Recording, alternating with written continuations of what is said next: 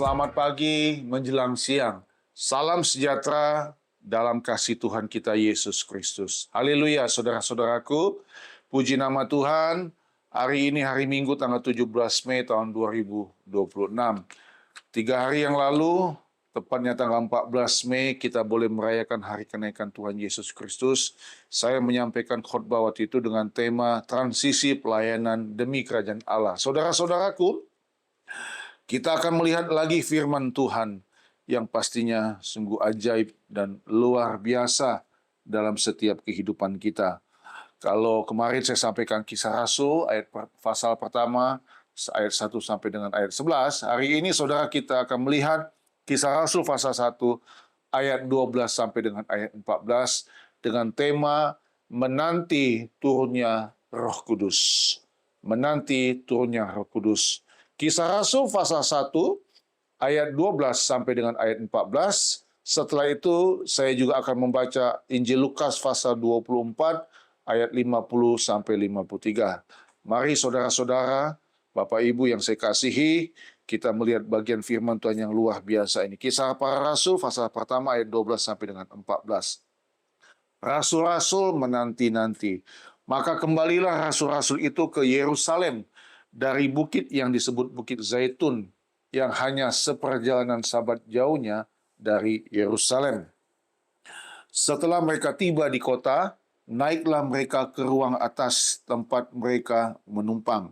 Mereka itu ialah Petrus dan Yohanes, Yakobus dan Andreas, Filipus dan Thomas, Bartolomeus dan Matius, Yakobus bin Alfeus, dan Simon orang Zelot, dan Yudas bin Yakobus.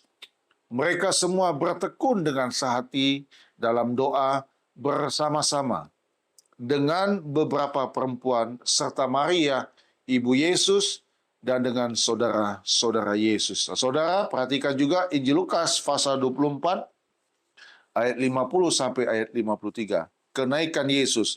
Lalu Yesus membawa mereka keluar kota sampai dekat Betania. Di situ ia mengangkat tangannya dan memberkati mereka.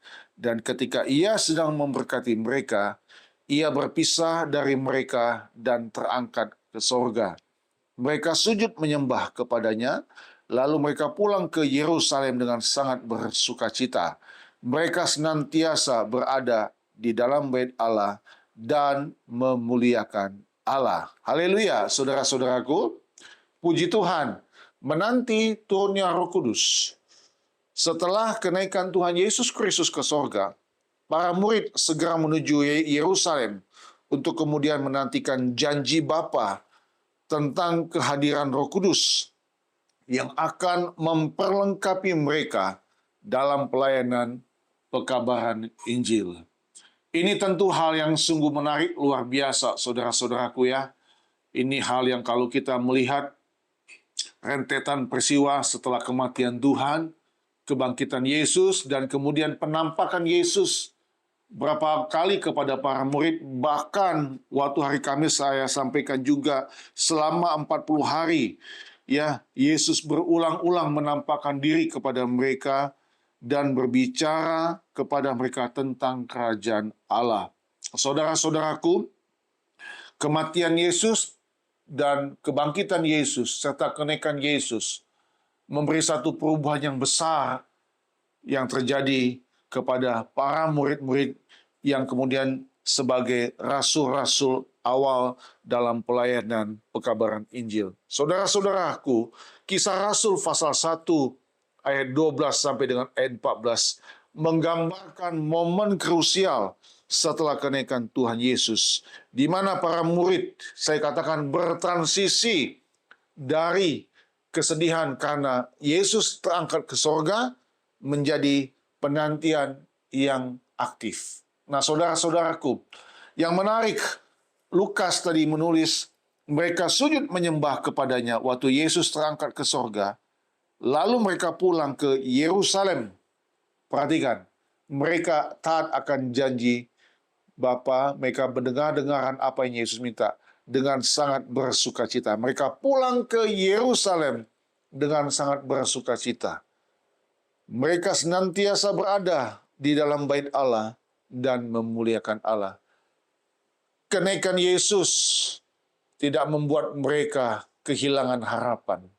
Kenaikan Yesus ke sorga membawa satu secerca harapan yang pasti, membuat mereka giat selalu di dalam Tuhan. Inilah yang harusnya terjadi dalam kehidupan kita sebagai orang percaya di masa sekarang ini, saudara-saudaraku. Kita mungkin belum pernah melihat Yesus dengan kasat mata kita, tapi dari Alkitab kita boleh melihat, membaca bagaimana Tuhan Yesus begitu luar biasa, sangat mengasihi saya dan saudara. Itulah sebabnya saudara-saudaraku, kalau dalam Kisah Rasul pasal 1 ayat 12-4 ini menggambarkan satu momen yang krusial, momen yang sangat luar biasa setelah kenaikan Tuhan. Mereka menjadi menantikan, aktif berdoa, bersekutu untuk menantikan turunnya Roh Kudus dalam kehidupan mereka. Ini gambaran yang saya coba lukiskan, saudara-saudaraku. Saya coba bagikan kepada kita semua 2000 tahun yang lalu. Saya rindu, walaupun itu sudah terjadi lama sekali, menjadi satu rindu saya, kerinduan saya dan doa saya, spirit para rasul ini tidak hilang dalam gereja Tuhan, dalam kehidupan kita sebagai orang percaya. Tadi saya katakan, kita belum melihat Yesus dengan kasat mata, tapi perhatikan saudara-saudaraku, apa yang Yesus janjikan dalam kebenaran firman Tuhan. Aku akan menyertai engkau sampai kepada kesudahan zaman. Ini harus jadi satu kekuatan dalam gereja Tuhan untuk sungguh-sungguh dalam melayani Tuhan. Nah, saudara-saudaraku, apa yang menjadi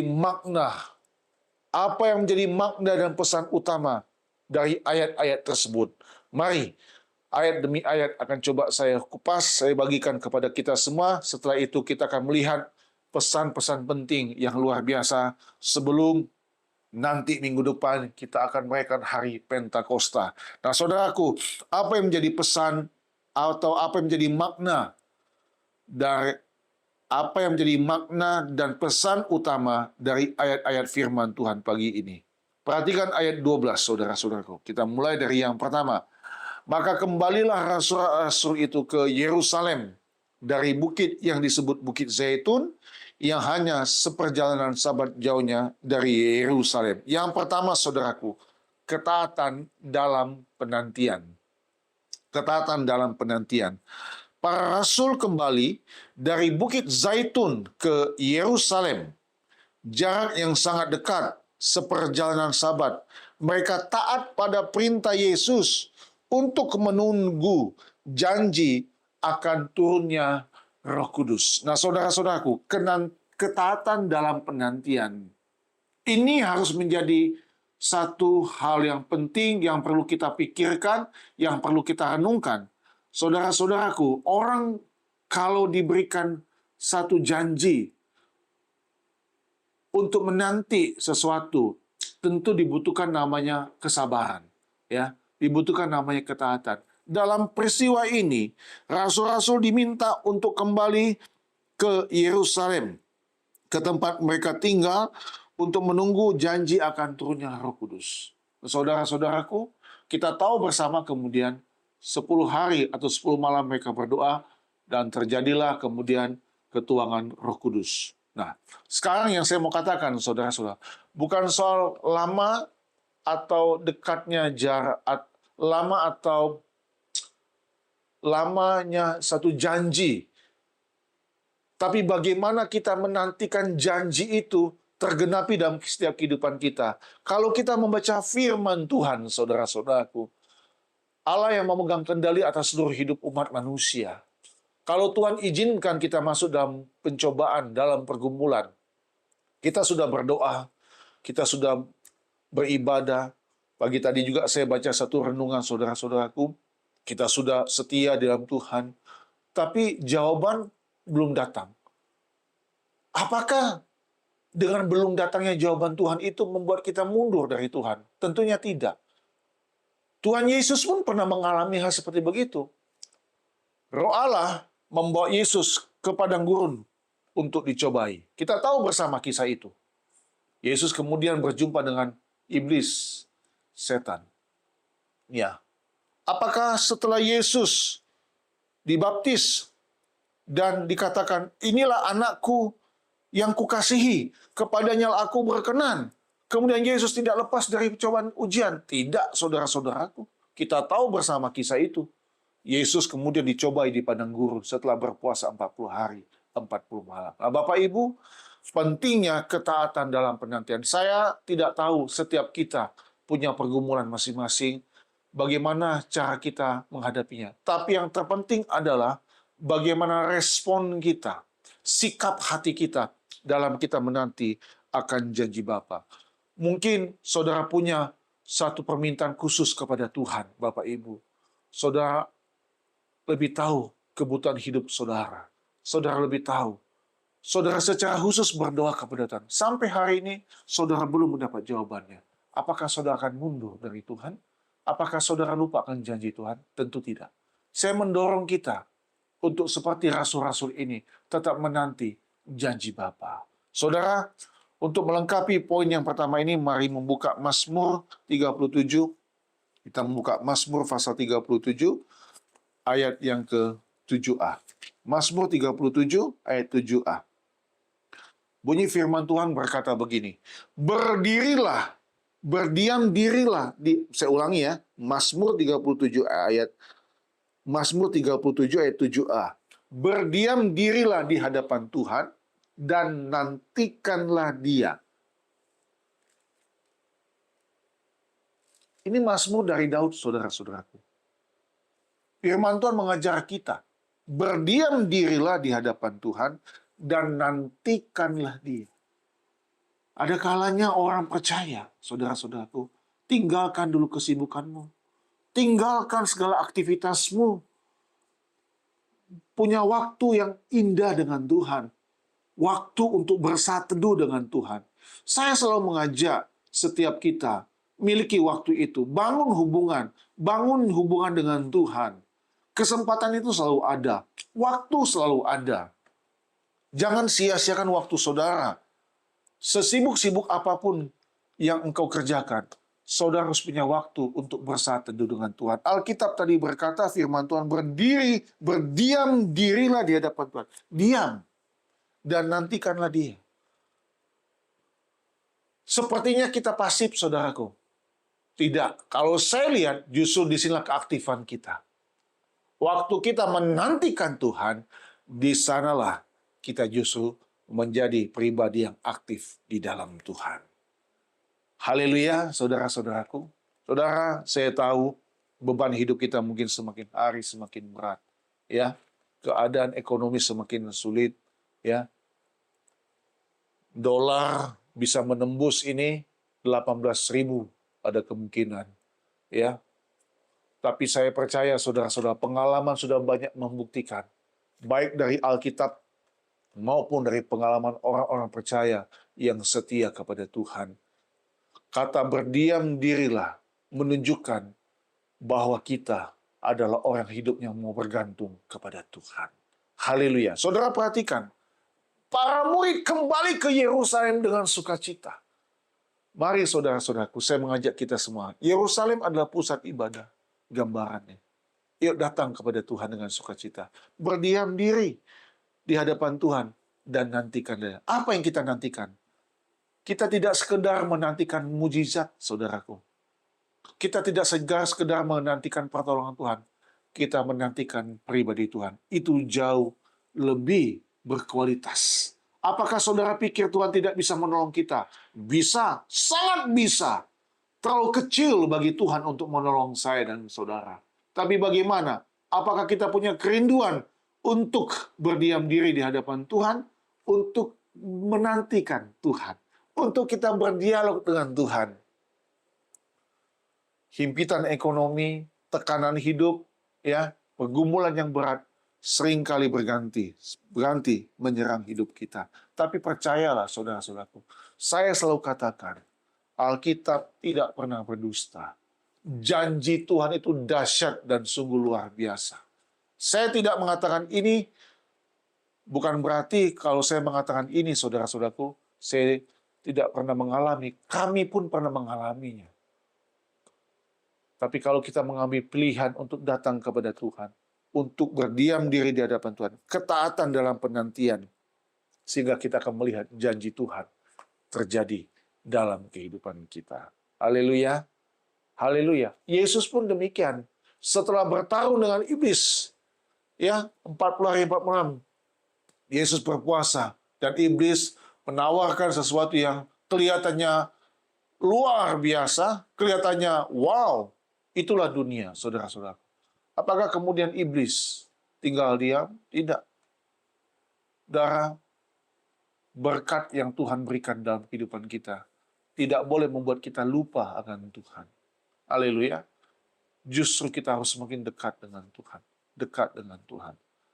Saya juga mendengarkan khotbah pagi tadi melalui online, diingatkan kembali bahwa kedatangan Tuhan itu seperti pencuri, saudara-saudaraku. Ya. Jadi, kalau Tuhan izinkan kita masih ada dalam dunia ini, hidup kita diberkati Tuhan, saya mau katakan, jadilah kita berkat. Jadilah terang bagi dunia ini. Haleluya. Sambil kita bersiap-siap, berdoa dan berjaga-jaga menanti datangnya Tuhan. Kalau saudara katakan berdiam dirilah di hadapan Tuhan dan nantikan Dia, sudah saya lakukan. Terus setia di dalam Tuhan. Saya katakan, sampai waktunya Tuhan memberikan jawaban yang indah dalam kehidupan kita. Yang kedua, saudara-saudaraku, kita kembali kepada Kisah Rasul, pasal yang pertama. Di ayat ke-13 saya baca bagi kita semua. Setelah mereka tiba di kota, di Yerusalem tentunya, saudara-saudaraku, naiklah mereka ke ruang atas, tempat mereka menumpang. Mereka itu ialah Petrus dan Yohanes, Yakobus dan Andreas, Filipus dan Thomas, Bartolomeus dan Matius, Yakobus bin Alfeus, dan Simon orang Zealot, dan Yudas bin Yakobus. Nah, saudaraku, yang kedua, saudara boleh catat ini, komunitas yang bersatu. Komunitas yang bersatu.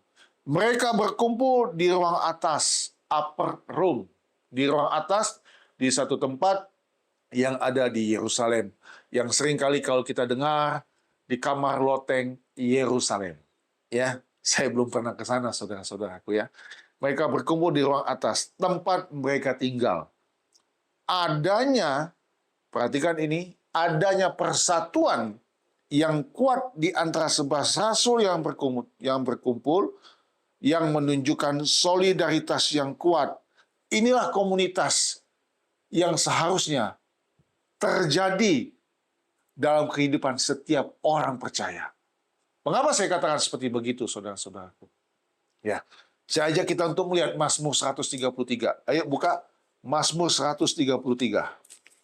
Di Mazmur yang terkenal, ayat pertama, persaudaraan yang rukun, nyanyian ziarah Daud. Sungguh, alangkah baiknya dan indahnya apabila saudara-saudara diam bersama dengan rukun. Ada tanda seru di sana. Jadi ini penegasan yang kuat dari nyanyian ziarah Daud di Mazmur 133 ini. Alangkah baiknya dan indahnya apabila saudara-saudara diam bersama dengan rukun. Saudara, kita ketemu lagi kata apa? Diam. Tadi, diam menantikan Tuhan. Sekarang, diam bersama-sama dengan rukun. Yang kedua, saudara-saudaraku, komunitas yang bersatu. Ini yang diminta Tuhan Yesus. Beda sekali. Saya sudah lukiskan, saya sampaikan waktu hari kenaikan. Beda jauh antara setelah kematian Tuhan, setelah kebangkitan Tuhan, sikap para murid. Apalagi setelah Tuhan Yesus naik. Mereka sadar, Yesus tinggalkan mereka. Tapi janji Tuhan luar biasa, aku akan datang kembali. Malaikat menegaskan, apa yang engkau lihat, Yesus yang terangkat akan datang kembali seperti dia terangkat. Ini menguatkan mereka, mendorong mereka. Saya percaya, saudara, ini imajinasi saya, ya. Tapi imajinasi yang positif. Dalam perjalanan mereka, setelah perpisahan dengan Yesus ke surga, mereka bilang, ayo teman-teman, kalau bahasa sekarang, ayo guys, ayo bro, kita harus bersatu di dalam Tuhan. Ayo kita semangat di dalam Tuhan. Luar biasa. Di depan mata kita, kita sudah melihat Yesus bangkit. Yesus naik ke surga. Itu suatu hal yang luar biasa. Orang Yahudi luar biasa. Mereka menonton satu hal yang luar biasa. Sejak dari PL sampai ke BB, sampai Tuhan Yesus naik ke surga. Dan saya percaya ada percakapan-percakapan yang luar biasa dengan mereka. Ayo kita semangat. Petrus bersama dengan Yohanes. Sudah ada pasangan-pasangannya untuk pelayanannya. Ya, kita melihat ada pasangan-pasangannya di sini. Nah, saudaraku, mereka berkumpul di ruang atas. Adanya persatuan yang kuat di antara 11 rasul, 11 ya, 11 rasul yang berkumpul, menunjukkan solidaritas yang kuat. Ini harus benar-benar terjadi dalam kehidupan kita sebagai orang percaya. Saya suka bilang kepada saudara, saya selalu sampaikan, jangan iri dengan kehidupan orang lain. Ya. Jangan senang melihat kesusahan orang. Jangan susah melihat orang senang. Saudara harus punya rasa mengasihi satu sama lain. Merangkul orang. Kalau orang seiman, kita ajak untuk selalu berkomunitas, bersatu, berdoa. Tadi kita baca, rukun menantikan Tuhan, dengan diam menantikan Tuhan. Sungguh alangkah baiknya dan indahnya apabila saudara-saudara diam bersama dengan rukun. Diam bersama dengan rukun. Ada kata, when brothers live together in unity. Nah, ini yang nanti akan saya sampaikan juga. Persatuan. Iblis itu suka memecah, saudaraku. Itu pekerjaan iblis. Memecah belah orang percaya. Saudara-saudaraku, Bapak Ibu yang menonton video khotbah ini, hati-hati. Iblis masuk ke dalam rumah tangga orang percaya. Iblis masuk, kuasa kegelapan menyerang, masuk ke gereja-gereja Tuhan. Yang di dalamnya ada persatuan, yang di dalamnya ada unity, yang di dalamnya ada kesatuan, kesehatian. Karena dia tidak suka persatuan. Tapi puji Tuhan, para rasul ini berkumpul bersama. Karena mereka menantikan turunnya Roh Kudus. Ayo saudaraku, bersatu. Ada pepatah katakan, bersatu kita teguh, bercerai kita runtuh. Artinya, kalau kita bersatu dalam Tuhan, kalau saya ngomongin di dalam secara konteks rohani, bersatu, akan ada berkat Tuhan turun atas kehidupan kita. Tapi kalau kita bercerai, kita berpisah, artinya berseteru, yang tertawa siapa? Kuasa kegelapan. Hari ini menjadi satu pergumulan kita. Kita harus mempunyai komunitas yang bersatu di dalam Tuhan. Yang ketiga, saudara-saudaraku, ayat ke-14. Ayat 14. Kisah Rasul 1 ayat 14. Mereka semua bertekun. Nah, ini dia, saudara-saudara. Efek dari persatuan, dari kebersamaan. Mereka semua bertekun dengan sehati. Dalam apa, saudaraku? Dalam doa bersama-sama. Dalam doa bersama-sama. Dengan beberapa perempuan serta Maria, Ibu Yesus, dan dengan saudara-saudara Yesus. Yang ketiga, saudaraku, saudara boleh catat, doa yang tekun dan sehati di ayat ke-14 ini. Mereka terus-menerus berdoa dengan satu hati, sehati dan sejiwa.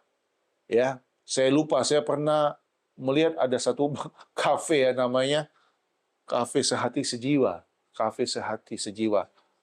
Janji jiwa. Ada yang seperti begitu, saudaraku.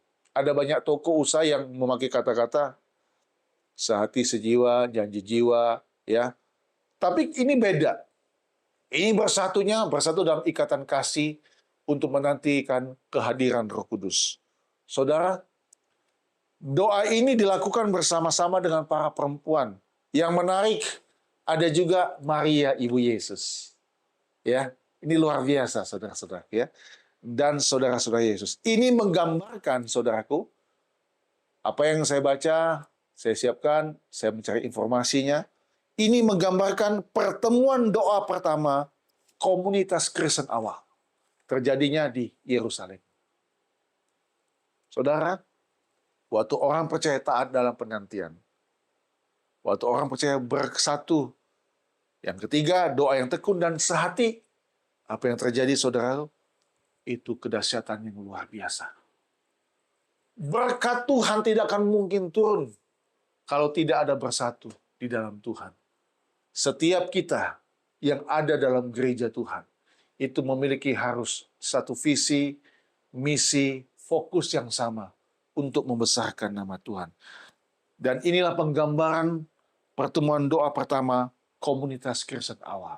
Nah, untuk melengkapi poin ketiga ini, mari membaca firman Tuhan dalam Roma 12 ayat yang ke-12. Kita membaca Roma 12 ayat yang ke-12. Roma pasal 12 ayat yang ke-12. Bersukacitalah dalam pengharapan, sabarlah dalam kesesakan, dan bertekunlah dalam doa. Rasa-rasanya sama ya saudara-saudaraku ayat 12 ini dengan kisah ini ya. Pertama dikatakan bersukacitalah dalam pengharapan. Mereka sedang menanti ya dalam sukacita. Yesus naik ke sorga, mereka ke Yerusalem dan sukacita menanti, berharap. Kemudian sabarlah dalam kesesakan. Ya, komunitas yang bersatu harus sabar, saling rendah hati, saling mengalah, sabar satu sama lain ya. Yang ketiga dikatakan bertekunlah dalam doa. Dan ada tanda seru lagi di sana. Bertekunlah dalam doa. Yang ketiga, doa yang tekun dan sehati. Bapak, Ibu, saudaraku yang saya kasih dalam nama Tuhan Yesus Kristus, apa pesan-pesan Tuhan melalui tiga makna ini yang saya mau bagikan? Yang pertama, saudaraku, pentingnya kesehatian atau unity. Yang kedua, ketekunan dalam doa. Yang ketiga, bergantung sepenuhnya pada Tuhan. Dan yang keempat, komunitas inklusif. Nah, pertemuan atau pentingnya kesehatian, pentingnya persatuan, pesan utamanya ini kesatuan hati. Mereka tidak berdoa sendiri-sendiri. Petrus dan Yohanes ke sana, Andreas dengan siapa tadi ke sana. Tidak. Mereka bersatu, mereka berdoa bersama-sama. Mereka nggak mau sendiri-sendiri atau berbeda tujuan. Tetapi mereka sepakat satu hati dalam menantikan janji Tuhan. Yang kedua tadi ketekunan dalam doa. Kalau bahasa Inggrisnya persisten. Penantian akan janji Tuhan bukanlah penantian yang pasif. Para rasul mengisinya dengan doa yang tekun, bertekun, konsisten. Nah, ini para rasul. Mereka disadarkan, diingatkan Tuhan. Ya. Dan saya percaya saudara-saudara apa yang Yohanes pernah katakan, kalau saya menyimak dalam Yohanes pernah katakan begini ya dalam Injil Yohanes ya, ayat 20 ya, pasal 20, Yohanes 20 ayat 30. Memang masih banyak tanda lain yang dibuat Yesus di depan mata murid-muridnya yang tidak tercatat dalam kitab ini. Ayat 31. Tetapi semua yang tercantum di sini telah dicatat supaya kamu percaya bahwa Yesuslah Mesias, Anak Allah, dan supaya kamu oleh imanmu memperoleh hidup dalam namanya. Saudara, saya percaya. Saya sangat yakin bahwa Tuhan Yesus pun berkata kepada mereka, karena itu mungkin tidak dicatat. Ya, kalau kamu bersatu, kalau kamu bertekun, kalau kamu bergantung sepenuhnya pada Tuhan, dan kalau kalian memiliki komunitas yang inklusif, ya, kalian akan melihat kedahsyatan yang luar biasa. Komunitas inklusif itu apa, saudara? Pertemuan tidak hanya diisi oleh rasul saja, tapi juga hadir perempuan dan keluarga Yesus. Ada ibu Yesus. Ada ibu Yesus. Ini menunjukkan bahwa gereja terbuka dan inklusif sejak awal. Kita harus terbuka. Terbuka. Untuk siapa? Untuk mereka yang memang membutuhkan Yesus dalam hidup ini. Saudara-saudaraku, beritakanlah Injil. Kami membaca pesan Paulus kepada Timotius. Jadilah kau kuat, beritakanlah Injil. Siap sedialah, baik atau tidak baik waktunya. Saudara, dari hidup setiap orang percaya, harus ada kabar baik. Dan kita harus terbuka. Kita harus melayani semua orang. Walaupun kadang-kadang kemungkinan kita juga dimanfaatkan oleh orang lain. Banyak itu terjadi. Oleh karena itu kita selalu mohon, biarlah kasih Tuhan, kasih yang besar itu memenuhi hati dan hidup kita. Kalau hidup kita nggak punya kasih, saudaraku, kita mungkin masa bodoh dengan keselamatan orang lain.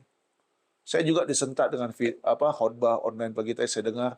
Kita harus juga ingatkan, berdoa buat keluarga kita, buat orang-orang yang kita kasihi.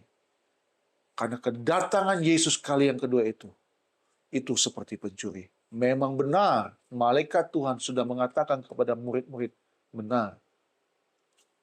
Yang engkau lihat, Yesus yang terakhir akan datang kembali dengan cara yang sama. Tapi waktunya kapan? Tidak ada yang tahu. Nah, disinilah yang dibutuhkan namanya ketekunan, kesetiaan, kesabaran, dan hidup selalu dalam penantian, berjaga-jaga, dan berdoa. Saudara, saya mengakhiri khotbah ini dengan mau berkata, secara keseluruhan, ayat-ayat ini menyoroti bahwa ketaatan untuk menunggu janji Allah harus disertai dengan doa yang tekun dan kuatnya kesatuan komunitas. Selamat bertekun dalam doa. Ya, suami dan istri, orang tua dan anak, ya, hamba Tuhan, gembala dengan jemaat harus punya kesehatian, ketekunan di dalam doa. Kita mohon kepada Tuhan, kita menantikan kedatangan Tuhan.